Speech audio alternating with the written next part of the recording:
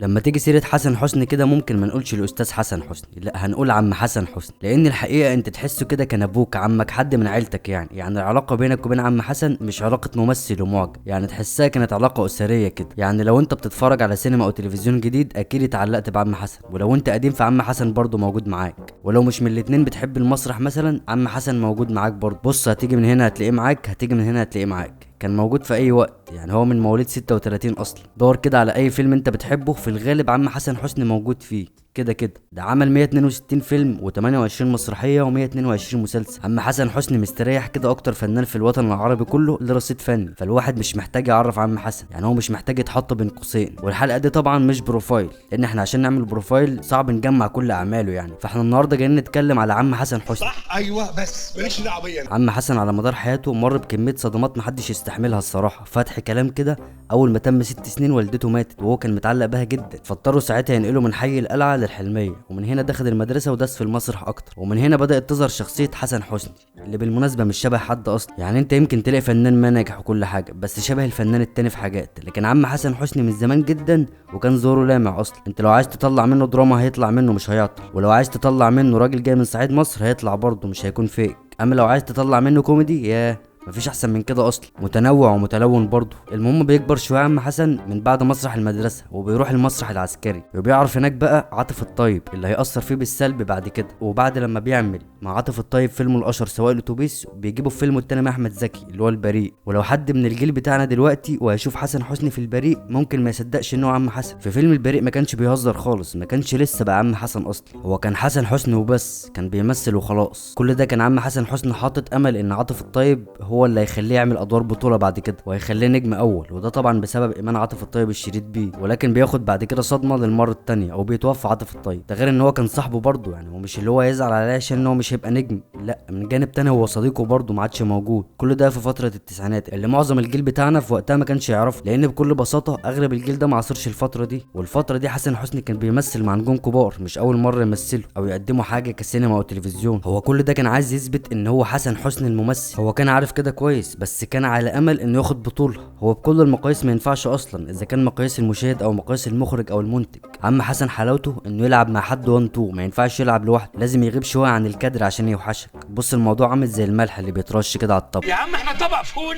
اكيد الطبخه هتبوظ من غير رشه الملح دي. حسن حسني بقى بيكمل اي عمل وقادر انه لوحده ينجحه ويمنعه من الفشل، لكن لو اخد بطوله يمكن ما يجيش، واقول لك دلوقتي ليه. اول مره بقى نشوف شخصيه عم حسن حسني في مسرحيه حزمني ياه لمحمد هنيدي. من هنا بقى بنشوفه بيسند البطل، ومش بس بيسنده لا ده هيخليه نجم كمان كام سنه، ومش بس على قد محمد هنيدي، يعني في نجوم تانية برضه هيسلمهم رايه ويقدر يوصلهم للسلم. قبل مسرحيه حزمني ياه حاجه ومن بعد المسرحيه حاجه تانية في حياه تانية خالص. يعني في بدايه عم حسن حسني كان واخد جوائز وجائزه افضل ممثل وعامل افلام مع عاطف الطيب واحمد زكي ونور الشريف وعمر الشريف يشهد له بموهبته الكبيره ودنيا تانية بقولك.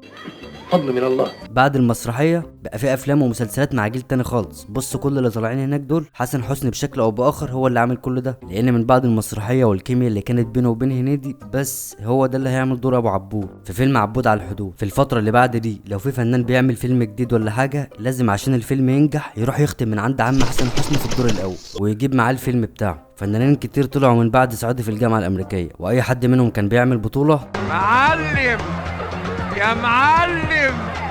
ده شيء اساسي كده كده. يعني دوره في عبود على الحدود اثبت فعلا ان عم حسن حسني بيحل اي عمل يدخله كده عشان يعمل الناظر برضه وابن عز مع علاء ولي الدين. بس بتيجي تالت صدمه لعم حسن حسني واللي بتكون بوفاه علاء ولي الدين اللي كان بيعتبره ابنه مش مجرد فنان بيمثل معاه وخلاص. يعدي فتره ويدخل فصل جديد مع هاني رمزي في غبي منه فيه، طبعا كاركتر ضبش ولا اروع. فاكرين حكاياته وكل كلمه قالها، يمكن ما نفتكرش مشاهد هاني رمزي بدقه بس كل مشهد لحسن حسني فاكرين. والله لو بتون صوت هتلاقيه حاضر في دماغك مش هيغيب. وطبعا الفيلم ده كان نجاح ومحدش يقدر يشكك خالص. فبيتعاون تاني مع هاني رمزي في جواز بقرار جمهوري. برضه عم حسن حسني هو الاب مش حد غريب، شوف في منصب ومنصب مهم جدا بس مش مقلق منه وحاسس ان ابوك مش حد غريب. ده الميكس اللي بينه وبين هاني رمزي. في ميكس تاني بينه وبين احمد حلمي، يعني كان ولا اروع برضه.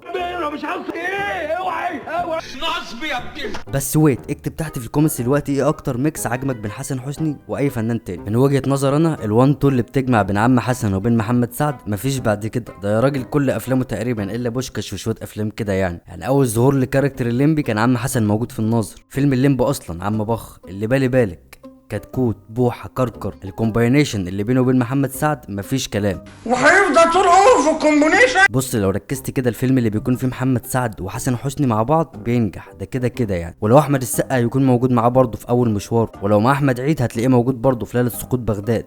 احمد رزق في اول بطولاته، حماده يلعب. الفيلم مش الواو قوي، بس من اول ظهور حسن حسني في الفيلم وهو مخلي ليه طعم كده وبقى حلو، ومساندته للنجوم حاجه ومساندته لرامز جلال حاجه تانية خالص. هنا بنحس ان رامز جلال اصلا ابن حسن حسني، اي فيلم بيعمله في الغالب بيطلع ابوه اصلا. ولو احمد مكي لسه يبدا طريقه كده، عم حسن حسني هيكون معاه وجنبه برضه. بص كل دول جيل لوحده كده. في بقى 3 انا بعتبرهم جيل تاني خالص من الكوميديا، اذا كان في تمثيل او كتابه، اللي هم احمد فهمي وهشام ماجد وشيكو. يطلع برضه معاهم في تاني فيلم ليهم، بس حاجه بسيطه. بسيطة استنى، امال ايه زي الفل. ونظرة شيكو لعم حسن بعيد عن سياق الفيلم، بس فيها نظرات كتير اللي يطلعنا ويخلينا نجوم اهو. ما هو اصل عم حسن يعتبر تمامة الحظ برضه بالنسبة لاي ممثل او فنان عايز يبقى نجم، ونظرة شيكو طلعت في محلها فعلا وبقوا نجوم. ومش عشان عم حسن حسني وبس، عشان هم موهوبين فعلا ويستاهلوا بجد مش عبث. محمد رمضان في 3 فيلم ليه نجيب عم حسن حسني عشان ابقى نجم زي النجوم اللي هناك دي. اشمعنى انا يعني؟ مش بس الفنانين اللي ذكرناهم دول، ممكن برضه يكون نجم اصلا. وعم حسن حسني يبقى مشارك بدور مش قليل خالص، زي دوره في كلم ماما مع عبلة كامل والشباب الجديد.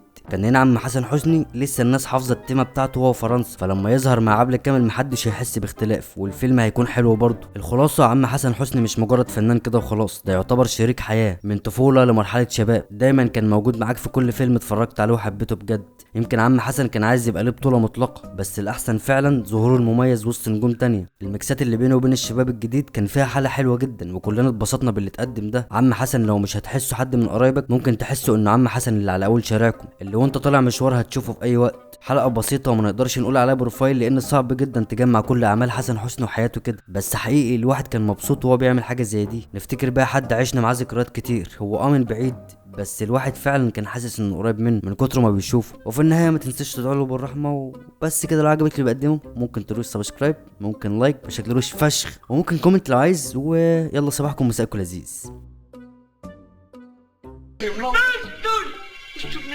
يا عم احنا طبق فول. فقدان في الذاكرة. ارتجاج جديد. لا بسيطة إن شاء الله. بسيطة استنى. معلم يا معلم، توبتني وبقيت حرامي يا معلم. أنا يا فندم لو لفيت الدنيا مش هلاقي زوجة لابن أختي أجمل وأرق. الآنسة ربا فوزية فردوس من رمين أمل من الآنسة أمل ربة الصوت. اعقلوا كلمة. لا أنا بفضل خيرك اللواء نجدت يا حيوان. ما ينفعش والله يا عم سالم، لازم اقعد فيه مش اقل من سنه وبعدين احول. يعني انت دخلت عالم البحار. بتعيط ليه؟ القهوة سادة مرة. امال مات ازاي؟ مات كده. نزل يمين يعني غلط، يعني مات غلط.